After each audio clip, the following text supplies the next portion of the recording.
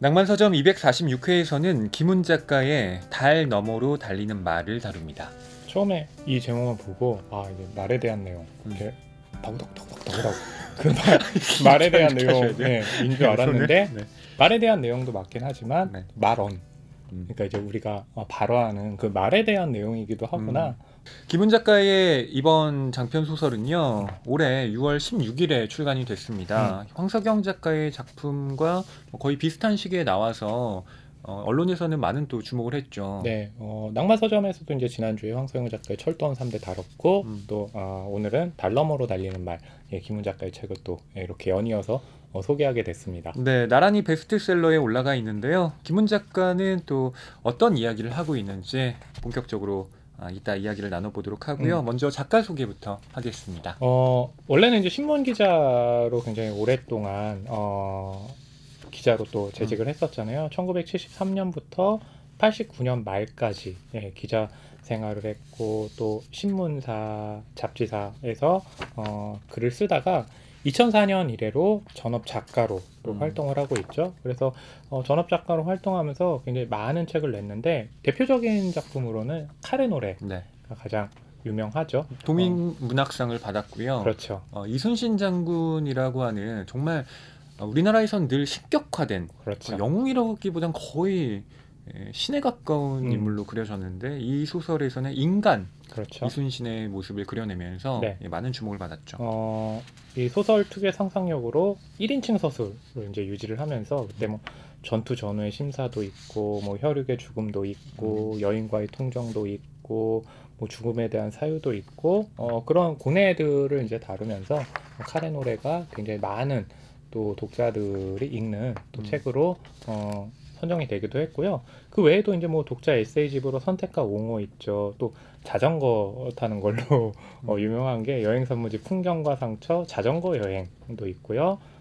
또 이제 밥벌이의 지겨움도 있고 장편 소설 중엔 빗살무늬 토기의 추억, 아들아 다시는 평발을 내밀지 마라 등이 있습니다. 김훈 작가가 10년 전에 미국의 한 인디언 마을에서 어둠 속의 야생마들을 봤는데 수백 마리이면서도 혼자였다. 저 말에 관해 쓰게 되리라는 강한 충동을 느꼈다라고 인터뷰에서 밝히기도 했는데 이 말이라고 하면 인간이 가진 정복의 역사, 그렇죠. 전쟁의 역사와 또 때려야 뗄 수가 없잖아요. 그래서 이 작품에도 말과 함께 전투를 치르는 인간들의 모습이 그려져 있습니다. 그걸 김훈 작가 특유의 문장으로 표현해내고 있는데요. 그렇죠. 이 작품의 내용을 말씀드리도록 하겠습니다. 네, 달 너머로 달리는 말은요. 지난 시간에 낭만서점에서 다뤘던 근현대식의 철도원 3대와는 다르게 아득한 옛날을 배경으로 하고 있습니다. 인간이 말등에 처음 올라탄 무렵이라고 나와 있는데요. 사실 그때가 정확히 언제인지는 가늠하기가 어렵습니다. 이 소설에서는 대륙을 가로지르는 나하라는 강을 사이에 두고요. 두 나라가 대립을 하고 있는데 초와 단이라는 그렇죠. 나라예요. 초는 초원에서 생활을 하는 유목 집단이고요. 단은 정착 생활을 하고 있는 농경 집단입니다. 당연히 초와 단은요 전쟁의 소용돌이에 휘말릴 수밖에 없는데요. 이 부딪힘을 둘러싼 이야기가 이 작품의 중심 내용입니다. 제목에 말이 나오는 만큼 이 말도 중요한 역할을 하는데요. 여기에는 토와 야백이라는 말이 등장을 그렇죠. 합니다. 이 김훈 작가는 말을 중요한 캐릭터로 다룬 질문에 대해서 이렇게 답을 해요. 말은 힘이 강하고 성품은 강인하며 외모는 아름답다.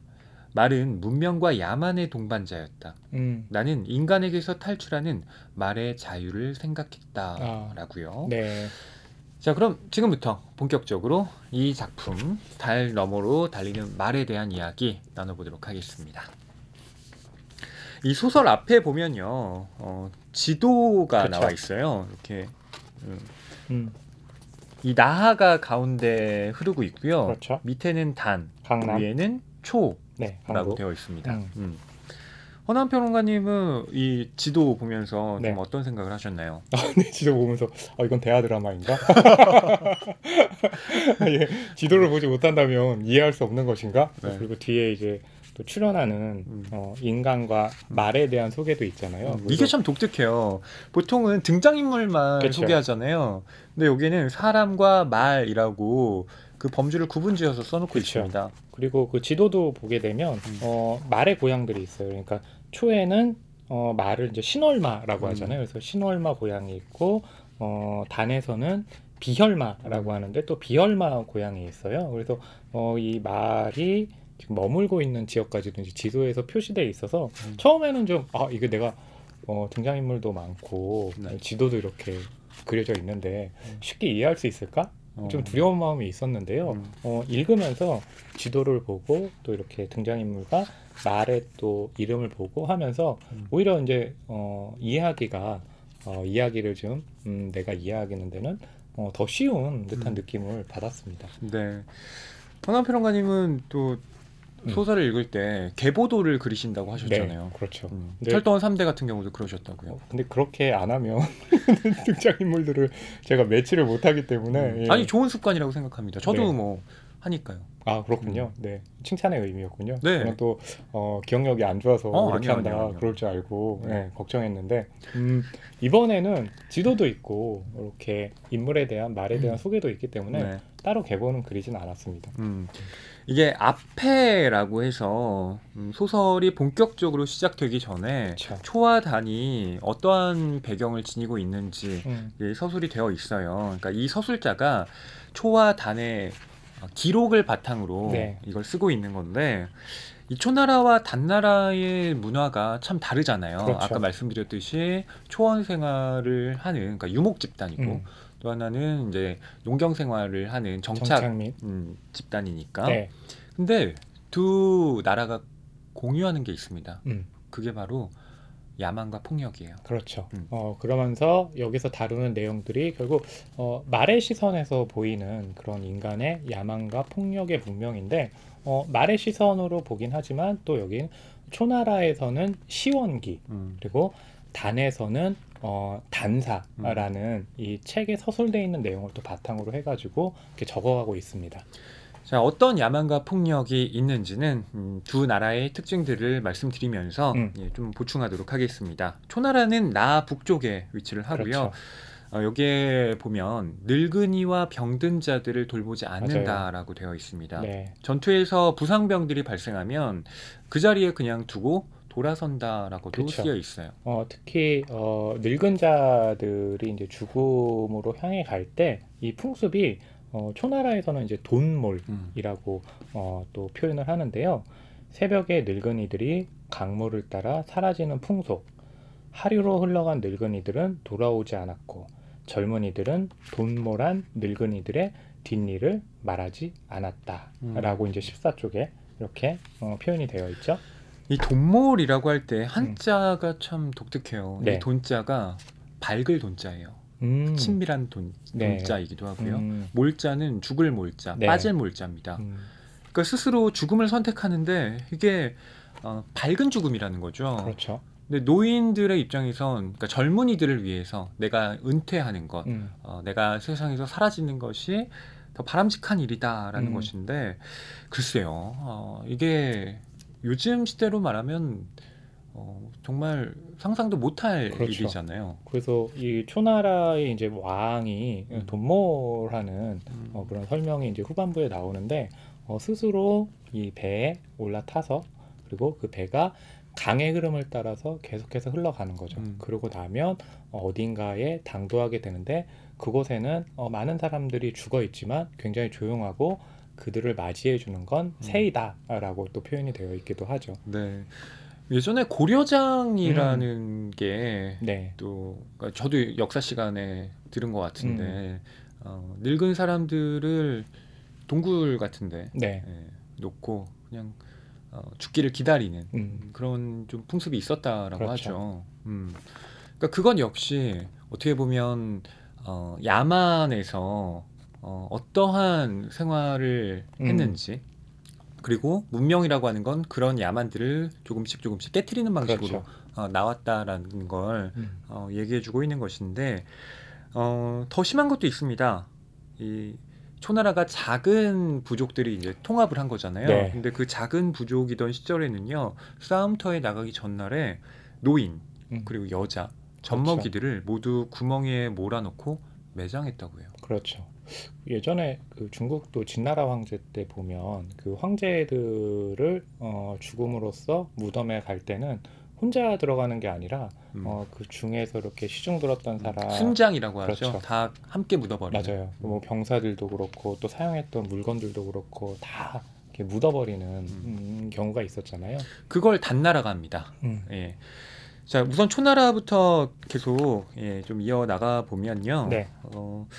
아까 말씀드렸던 그 전쟁에 나가기 전에 이렇게 매장했던 풍습은 초나라가 세력이 많이 커진 이후에 이 풍습은 이제 없어졌다라고는 나와 있는데, 여하튼 이러한 초나라의 배경을 우리가 좀 염두에 둘 필요가 있고, 이 초나라 군사들은 그 팔다리의 힘으로 제어하기 쉬운 무기를 맞아요. 으뜸으로 여겼다라는 구절도 있어요. 그렇기 때문에 이제 칼을 사용할 때도 그 칼이 길지가 않죠. 장검이 아니라 단검보다 조금 긴 칼을 또 활용하는 식으로 해서 전쟁에 나가서 또 활약을 하죠. 소설의 22쪽과 23쪽에 이렇게 나와 있습니다. 칼을 한 번 휘둘러서 적을 베지 못하면 내가 죽을 차례다. 칼이 적 앞에서 헛돌았을 때 나의 전방위는 적의 공세 앞에 노출된다. 이때 수세를 회복하지 못하면 적의 창이 내 몸에 꽂힌다. 나의 공세 안에 나의 죽음이 예비되어 있고 적의 수세 안에 나의 죽음이 예비되어 있다. 적 또한 이와 같다. 한 번 휘두를 때마다 생사는 명멸한다. 휘두름은 돌이킬 수 없고 물러줄 수 없고 기억할 수 없다. 모든 휘두름은 닥쳐오는 휘두름 앞에서 덧없다. 이 구절 보시면서 허남 평론가님은 김훈 작가에 대한 그 확실히 문장이 독특하다. 네. 이런 좀 생각을 하셨죠. 네, 그렇죠. 뭐 문장도 이제 독특하고 뭐 이렇게 좋은 문장 같은 것들을 좀 소개를 제가 보면서 가져왔는데, 특히 말이 움직일 때 그 표현들이 저에게는 굉장히 좀 인상 깊었거든요. 그래서 좀 소개를 해드리면, 네네. 표라는 이제 초의 왕이었거든요. 이게 토아라는 말을 타고 달릴 때요. 표가 박차를 지를 때 토아는 아랫배에 벼락이 꽂히는 느낌이었다. 벼락은 전신으로 퍼져나가서 피를 솟구치게 했고, 내 다리가 몸무게를 싣고 허공에 떠서 무게가 없어진 몸은 앞으로 내달렸다. 표의 박차를 받고 달릴 때 내 발굽이 토아의 몸을 땅속으로 분산시켰고, 땅의 속박에서 풀려난 몸은 바람처럼 흘러갔는데 바람 속에서 몸은 살아서 떨리고 있었다. 그러니까 이제 말이 움직이는 표현을 한 건데, 네. 말의 다리에 힘이 실리고 공중에 떴을 땐 또 그 힘이 분산되고, 그러므로 해서 쉽게 앞으로 나가고라는 표현들을 이렇게 하니까 굉장히 좀 생생하다는 느낌을 받았습니다. 이걸 영화 감독과 비유한다면 네. 좀 비슷한 사례가 있을까요?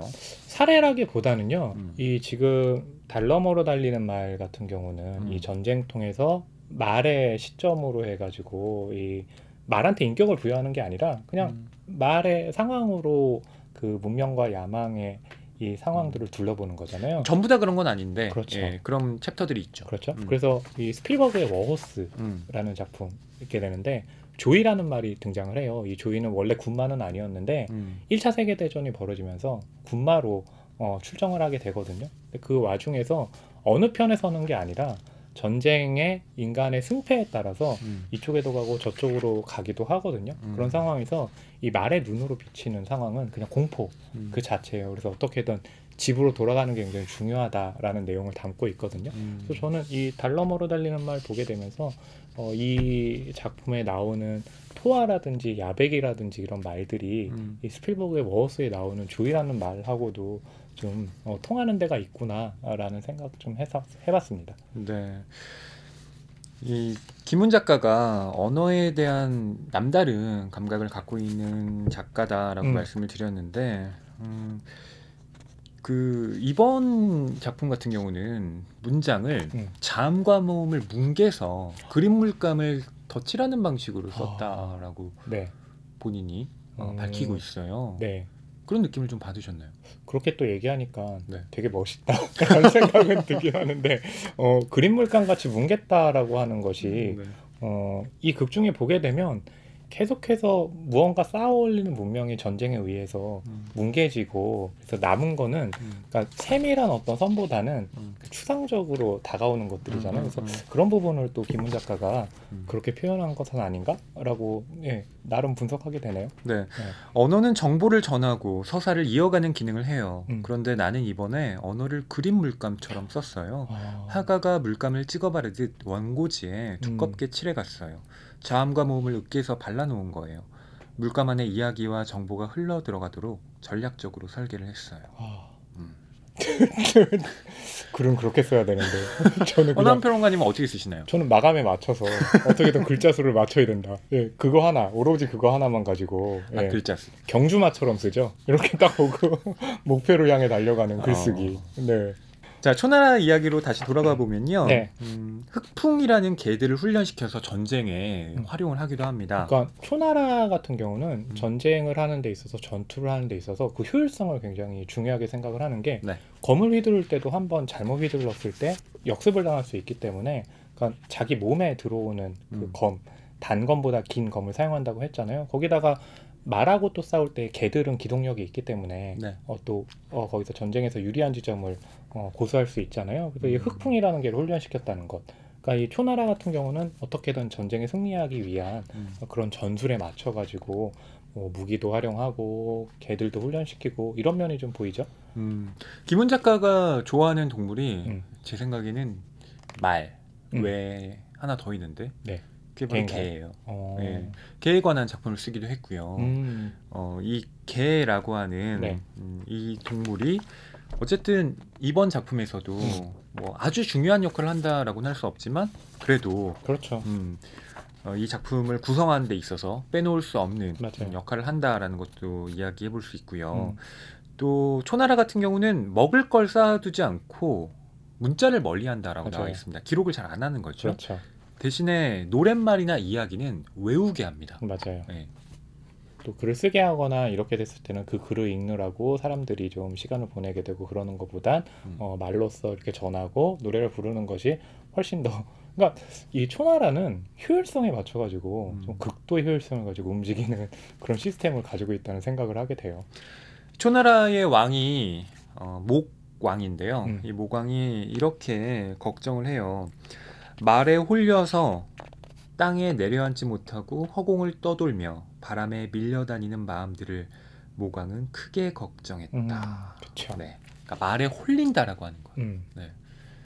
사실 저희는 말을 하는 사람들이잖아요. 그렇죠. 그래서 이 말에 홀린다라는 표현을 저는 딱 봤을 때 아, 맞아. 이걸 그렇죠. 좀 경계하긴 해야 되는데 그렇죠. 내가 혹시 사람들을 이런 식으로 현혹하고 있는 건 아닐까? 그러면 또 반성을 해보기도 하고요. 모강 같은 경우는 두 아들이 있잖아요. 표와 연이 있는데 표 같은 경우는 이제 모강이 걱정하지 않아도 이 모강이 지니는 철학을 그대로 하고 있는데 네. 이 연 같은 경우는 또 이렇게 말에 현혹되기도 하고 자연에 현혹되기도 하고 뭔가 굉장히 철학적으로 움직이잖아요. 그래서 그것 때문에 이제 모강이 좀 걱정하는 대목도 등장을 하죠. 네, 표는 정치적인 인간이고 연 같은 경우는 형제인데 그렇죠. 자연에 가까운 인간이라고 할 수가 맞아요. 있습니다. 나중에는 인간의 말도 거의 잃어버려요. 그렇죠. 그래서 자연과 거의 물화되는 그런 존재로 그려지는데 네. 뭐 이에 관해서는 여러분께서 좀 더 읽어보시길 권하고요. 이제 단나라를 말씀드려 보겠습니다. 네. 나 남쪽에 위치를 하는데요. 부족 간의 세력 다툼 후에 이 단나라를 만들기까지 200여 년 정도 걸렸다라고 나와 있어요. 그렇죠. 씨앗을 숭배하는 농경 집단이고요. 초와는 다르게 성을 쌓습니다. 근데 이 성을 쌓는데 참 많은 백성들이 죽어가요. 그렇죠. 이 단나라 같은 경우는 글로 또 남기는 것도 굉장히 중요하게 생각을 하고 벽돌을 쌓아서 상향성을 쌓는데 그러니까 남기는 것에 대해서 또 초나라와는 다르게 단나라는 굉장히 중요한 가치로 생각을 하는 거죠. 그러니까 제가 성을 쌓는데 많은 백성들이 죽어간다라고 말씀드린 이유는 초나 단이나 비슷한 야만성, 폭력성을 갖고 있다는 겁니다. 네, 그렇죠. 제가 봤을 때 어느 나라에 살든 백성들은 다 살기 힘들어요. 성사키에 끌려간 백성들 가운데 죽는 자가 허다해서 그렇죠. 마을에는 어미아비 없이 굶고 헤매는 아이들이 넘쳐났으나 선왕들은 성사키를 멈추지 않았다.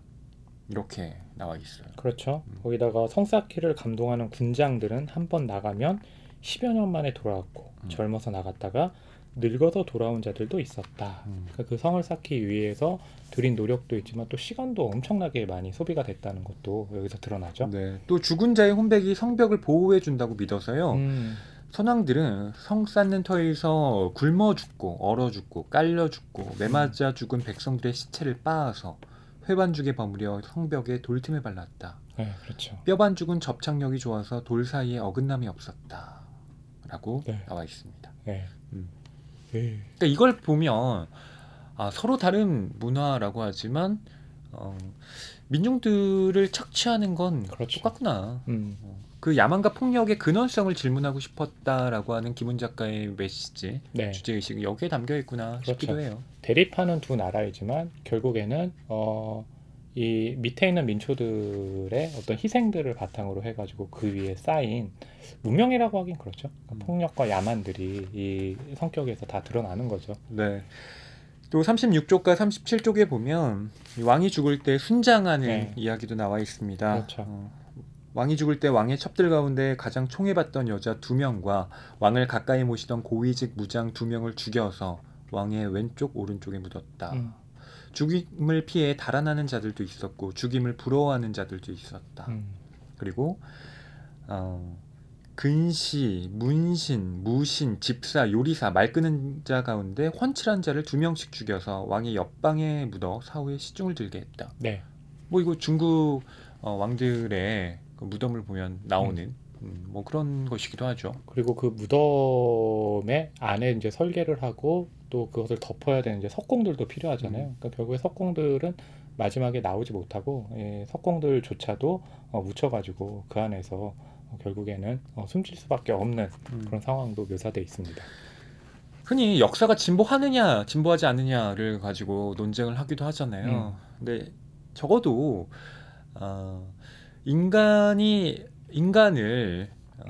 존엄한 인격체로서 대우한다라는 점에서 적어도 역사는 조금씩 나아져 왔다. 라는 생각을 전 해보게 돼요. 네. 그러니까 결국에는 그것이 길을 내는 방향으로 우리가 이제 역사가 이렇게 진보하고 나오고 있다라고 했을 때 이 달 너머로 달리는 말의 이제 마지막 문장을 보게 되면 길이 생겼다라는 것으로 이어지는데 그것이 이 역사를 바라보는 또 작가의 시선이기도 하겠죠. 뭐 무조건 옛날보다 지금이 낫다라고는 할 수는 없지만 옛날에 비해서 지금 좋아진 게 있는 거죠. 그렇죠. 뭐 지금은 적어도 최고 지도자가 죽음을 맞았다고 해서 그들과 함께 죽어야 하는 것은 아니니까요. 자, 단의 군대는요 밀집 대형으로 벽을 만들어서 적과 싸운다라고 되어 있습니다. 근데 또 끔찍한 문장이 여기 덧붙여져요. 포위된 성이 무너질 때 단의 군대는 병자들을 구덩이에 묻고 말먹이 풀을 태웠으며 전사들의 산 몸뚱이를 투석기에 걸어 적에게 던졌다. 네. 후에 단과 초가 싸우게 됐을 때 이 단의 무사 같은 경우 마지막 이 형세가 굉장히 잘 분리했을 때 전투 지휘자죠. 그렇죠. 황이라는 인물. 황이라는 인물은 이제 자신 옷을 다 벗고 투석기에 자신이 거기에 올라가 가지고 투석기를 쏘라고 해서 결국 초의 진지로 자신을 뿌려가지고 죽음을 맞이하잖아요. 그것이 이제 지금 소개해주신 이런 부분 전사들의 산목둥이를 투석기에 걸어서 적에게 던졌다라는 부분하고도 이제 일치를 하죠. 그러니까요. 허남평은 이 부분 어떻게 좀 보셨나요? 끔찍하죠. 저 이거 잔인하죠. 딱 보면서 네. 이거 미드소마구나. 그러네요. 예, 영화 미드소마. 네. 예, 뭐 정말 컬트 영화 중에 또 걸작으로 이렇게 좀 숭상받는 영화이기도 한데 좀 감독판으로 보면서 와 그걸 또 감독판으로 또 보셨어요? 또 다시?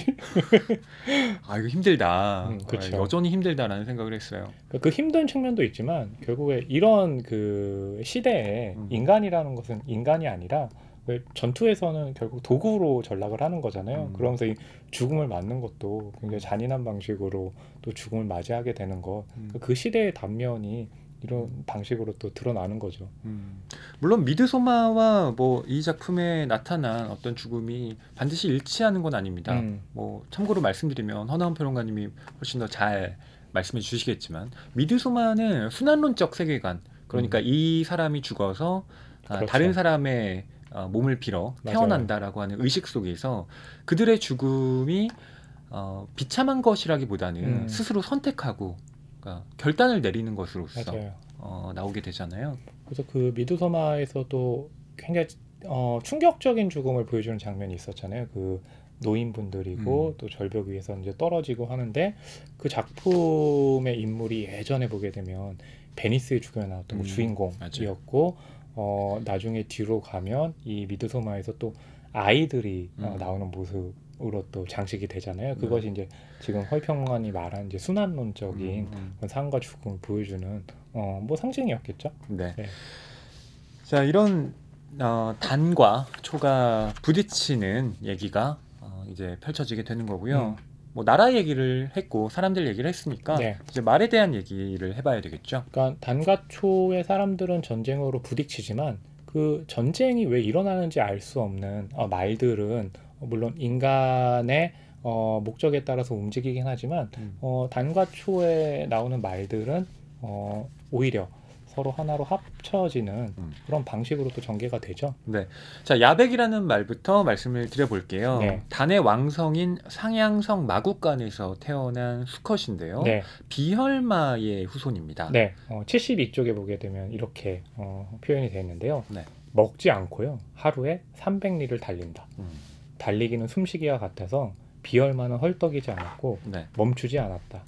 달리는 힘이 전신으로 솟구쳐 오를 때 비혈마의 피는 거치게 흘렀다. 목에서 머리로 올라가는 핏줄이 밖으로 터져서 핏방울이 발음에 흩어졌다. 피를 날리면서 비혈마는 밤새도록 달렸다. 비혈마는 이 피바람에서 붙여진 이름이다. 네. 라고 이제 표현이 되고 있죠. 달리면서 피가 흩뿌려지는 거예요. 네. 뭐 그렇다고 해서 아프거나 뭐 병들거나 하는 건 아닌데 그쵸. 이걸 이미지화했을 때 네. 이건 굉장히 좀 그로테스크하면서도 그렇죠. 아름답다라는 생각이 들더라고요. 뭐 그럴 수도 있겠네요. 네. 왜냐하면 지금 피를 흘린다는 게 이 몸에 이상이 생겨서 피를 흘리는 게 아니라 그 에너지가 굉장히 계속해서 생겨나니까 그 에너지의 형상이 피를 뿌리면서 달리는 모습으로 드러나잖아요. 예, 그렇기 때문에 지금 말씀하신 것처럼 한편으로는 그로테스크하면서 아름답기도 하고 근데 만약에 적의 입장에서 봤을 때 저런 말이 달려온다라고 하면 전의를 상실할 수도 있겠다. 예, 라는 생각도 들죠. 맞아요. 300리면 100km가 좀 네. 넘는 거잖아요. 와, 100km 정도를 쉬지 않고 달린다. 그쵸. 예, 먹지도 않고. 저희는 한 200m만 이렇게 달리면 코에서 피를 흘리면서 네. 저는 그래도 200m는 가요. 네. 600m 달리기도 엄청 힘들어서 600m 하면 꼭 그런 애들 있잖아요. 앞으로 혼자 이렇게 쫙 나가가지고 1등을 달리다가 두 바퀴쯤에 슬슬 뒤로 밀려나는 예, 그런 사람들. 그 야백이라는 이 단어가요. 한자를 보면 밤 야자에 그렇죠. 흰백자예요. 그 이름이 어떻게 붙여졌는가 하면 69쪽에 나오는데요. 야백은 이마에 흰 점이 박혀 있었다. 네. 흰 점은 양 미간에서 넓어졌다가 아래로 내려오면서 좁아졌다. 흰색에서 윤기가 흘렀고 밤에는 파랗게 빛났다. 야백은 이 흰 점에 붙여진 이름이다. 비얼마의 먼 조상들 이마에 박혀있던 흰 점이 핏줄을 타고 수만 년을 흘러내려와 야백의 이마에 박힌 것인데 야백은 제 이마를 들여다보지 못했다. 그렇죠.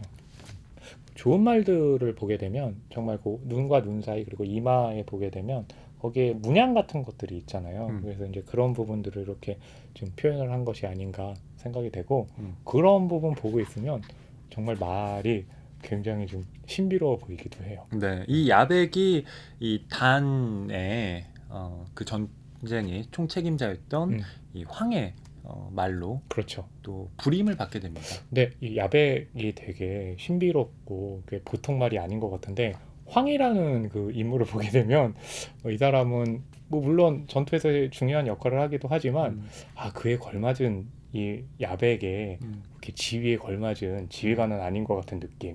네. 왜요? 패하잖아요. 질 수도 있지. 그래도 야백인데. 상대방 말도 만만치 않은데요. 그렇죠. 예. 네. 토하라는 말이 나옵니다. 초나라 왕의 장남인 표의 그렇죠. 말인데요. 암컷이에요. 토하 이게 이제 정확히 말씀드리면 노을 하자인데 그 노을을 뿜어낸다. 이게 정말 이미지화되어서 보일까? 좀 궁금하긴 했어요. 네. 그러니까 비열마 같은 경우는 피를 뿌리면서 달리니까 그 이미지가 붉은색으로 그렇죠. 느껴지잖아요. 근데 토화 같은 경우는 안개와 무지개, 그러니까 노을이니까 약간은 그 뭐랄까요, 노란 빛일 것 같기도 하고, 뭐 그럴 것 같기도 하고, 유니콘은 이제 존재하는 동물은 아니기 때문에 유니콘이 이미지로 등장할 때는 이게 화한 느낌으로 네. 이렇게 확 나오잖아요. 근데 그 화한 느낌이 이 토화에게 적용이 된다면, 토화가 등장할 때는 그 주변에 화한 느낌이 이제 무지개 같은 것으로 또 이렇게 장식되지 않을까 싶기도 하네요. 네, 이 야백과 토화가 수컷과 암컷이라고 말씀을 드렸는데 네. 전투에서는 적이었지만 사실 뭐 인간들이 적인 거지 이 그쵸. 말들이 적인 건 아니잖아요. 그래서 뭐 이 말들 같은 경우는 이 작품에서도 보게 되면 왜 이들이 싸우는지, 그것이 적대감이 있는 것인지 전혀 모르는 상태로 그냥 자신의 말 등에 올라탄 그 사람의 지위에 따라서 움직였다라고 표현이 되죠. 네, 그리고 공통점이 있습니다. 야백과 토아는 나중에 그 인간들의 품을 다 떠나게 돼요. 그렇죠.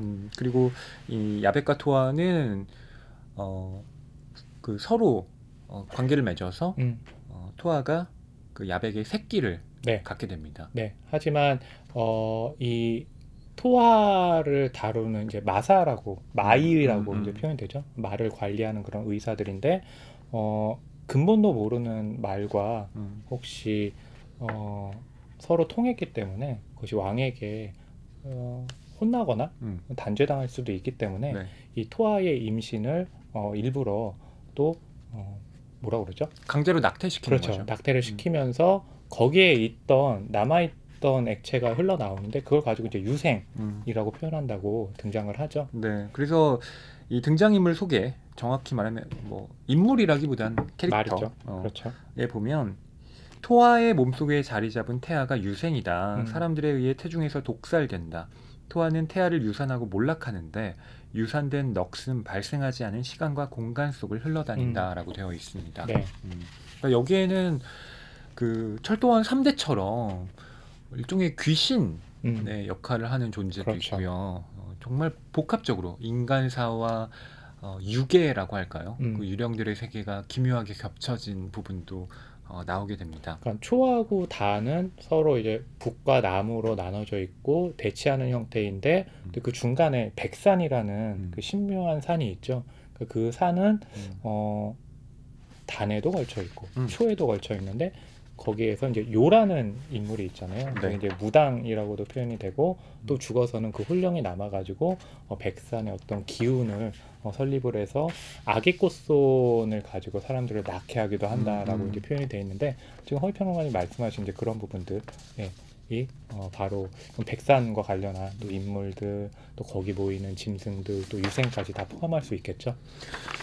자, 초와 단이 야백과 토아 이렇게 지도자들이 그러니까 이 말들을 타고 전쟁을 벌이게 되는데 이 전쟁이 어떠한 식으로 전개되는지 그건 여러분의 독서로 저희가 남겨두도록 하겠습니다. 실은 여기서부터가 이제 하이라이트긴 한데요. 누가 이기죠? 누가 이길 것 같아요? 이기는 편이 우리 편? 농담이고 여기서 이제 이기고 지는 게 중요한 게 아니죠. 그러니까 이제 역사의 기원이라고 했을 때 인간들은 어떤 방식으로 이런 문명의 이전 역사를 이끌어 왔는지가 이제 여기서 보여지는 건데 그것은 물론 이 단사와 또 시원기라는 부분에서 역사가들이 어떻게 서술했는지를 밝히고 있긴 하지만 또 이 책을 읽게 되면 신화적인 면도 굉장히 많이 또 보여지잖아요. 아까 말한 이제 백산도 그렇고 유생이 이렇게 이승과 저승으로 흘러가는 그런 흐름도 그렇고. 네. 그러니까 이 전쟁에서 누가 이기고 지느냐는 실은 중요하지가 않습니다. 그렇죠. 그래서 이미 이 앞에 이야기에 나오는 사람과 말에요. 이런 구절이 있어요. 표 같은 경우 목의 장남으로 초의 왕위를 이어받는다. 군대를 거느리고 단의 상향성을 공격했으나 이기지는 못하고 돌아온다. 그렇죠. 네. 그리고 칭이라는 사람에 대해서 이렇게 소개가 되어 있는데요. 단나라의 왕 상향성이 위태로워지자 자신의 가짜 머리를 초나라 군대에게 넘겨주고 살아나지만 그렇죠. 진짜와 가짜 사이를 헤맨다. 음. 인간들이 일으킨 전쟁의 승패 따위는 무관하게 흘러가는 말의 역사. 맞아요. 예, 그리고 말을 비롯한 그 다른 존재들의 삶을 실은 이 소설은 더 중요하게 여기고 있다라는 게 이미 등장인물 소개부터 그렇죠. 드러납니다.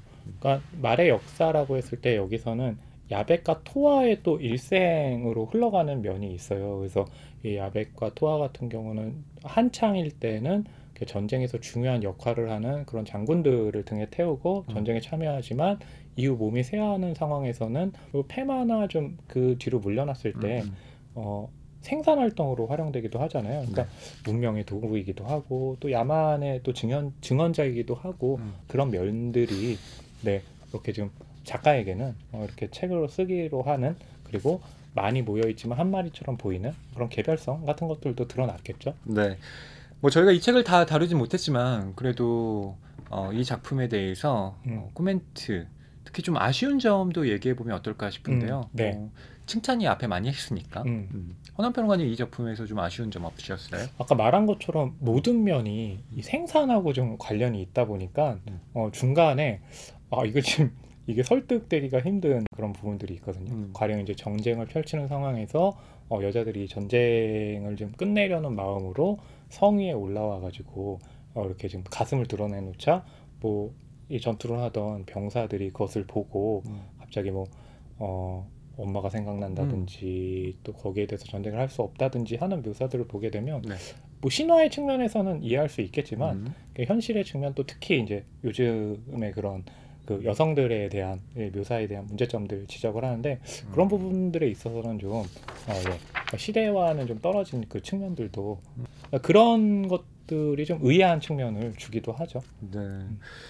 저는 김훈 작가의 이 소설을 읽으면서 뭐 여전하다. 김훈 작가의 세계관은 변하지 않았구나. 근데 그때의 세계관이라고 하는 건 지금 현재를 역사에 이렇게 집어넣는 방식으로 실은 쓰는 겁니다. 네. 그러니까 그 역사 자체를 다루기 위해서 이 작품을 쓰는 게 아니라 지금 현실을 말하기 위해서 그 역사의 틀을 빌려오는 거죠.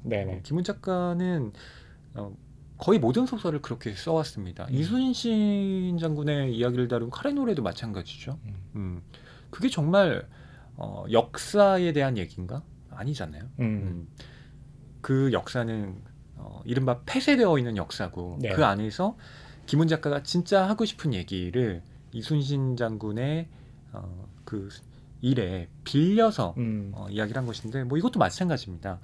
근데 저는 그렇기 때문에 달 너머로 달리는 말이 조금 아쉽더라고요. 그러니까 뭐가 아쉽냐면 그 칼의 노래나 그 남한산성이나 구체적인 사실에 기반을 하고 거기에서 김훈 작가의 인간사의 덧없음 혹은 인간은 인간대로 몰락하지만 자연은 그대로 흘러간다라고 하는 그런 메시지를 전하는 것이 저한테는 좀 설득력 있게 다가왔는데 여기에는 그런 구체적인 사실들이 다 무너져 있습니다. 그러니까 무너져 있다라기보단 그런 설정을 할 필요가 없죠. 이건 신화의 공간이니까. 그렇죠. 자음과 모음을 뭉개서 그 위에 그림 물가를 좀 칠하듯. 맞습니다. 그러니까 애초에 김훈 작가가 갖고 있는 메시지가 사실은 추상적인데 추상적이라기보다는 그것이 좀 현실과 맞닿아야 더 큰 폭발력을 지니는데 여기 이 작품은 이 시공간 자체도 모호하고 이 메시지가 거기에 기입되다 보니 훨씬 더 혼란스러운 인상을 줍니다. 그래서 제가 봤을 때 김훈 작가의 어떤 최고작은 역시나 구체적 그 역사에 본인의 메시지를 기입했던 작품들이 아니었나 라는 생각을 해보게 되더라고요. 네.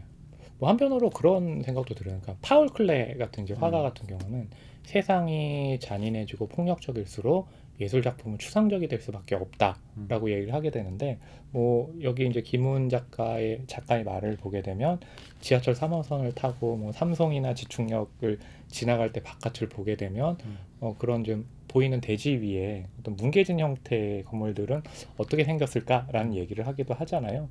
아마 그런 좀 생각들의 바탕이 결국에는 구체적이기보다는 이렇게 좀 추상적인 형태로 좀 나온 것이 아닌가 한번 이렇게 좀 유추를 해보게 되네요. 그러니까 그 뭐 내용 묘사나 이런 건 구체적인 부분들이 분명히 있습니다. 예.